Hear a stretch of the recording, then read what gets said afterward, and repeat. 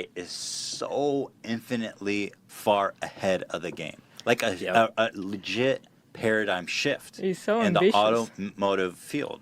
The infrastructure. I think they're onto something. They're obviously the whole electric car thing.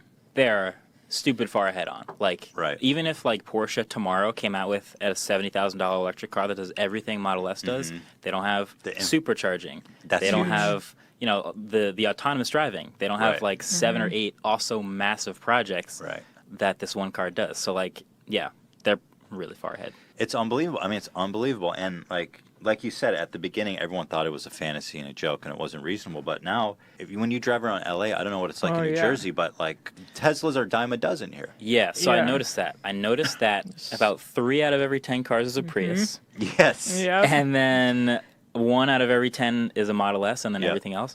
In New Jersey, still a lot of Priuses, not a lot of Teslas, but you still kind of start to see them more.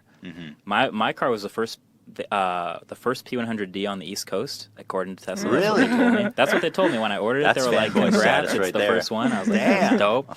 That is great. But yeah, you see a Model S or a Model X once in a while, but it still isn't common on the East Coast. And the same thing with superchargers. Here it's crazy. I think there's just in California and LA, it's like a combination of a lot of wealth with people who are environmentally conscious. I think that's what I noticed also about shooting Model 3 now. Model 3 is that unicorn that people haven't seen on the road. So I haven't seen one. I'm dying to see it. So the first, I hadn't ever seen one. Well, I saw it at the event, but I hadn't seen one on the road since then. When I got here, walking from the hotel to In-N-Out, I saw the first one that I ever saw on the road.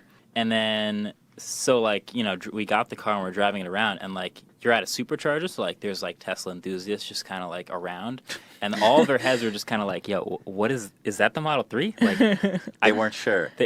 That's the one? Like, they wanted to know, like, what's the price of it? What are the options on it? Like, all the questions come out because they'd heard about it, but they hadn't seen it.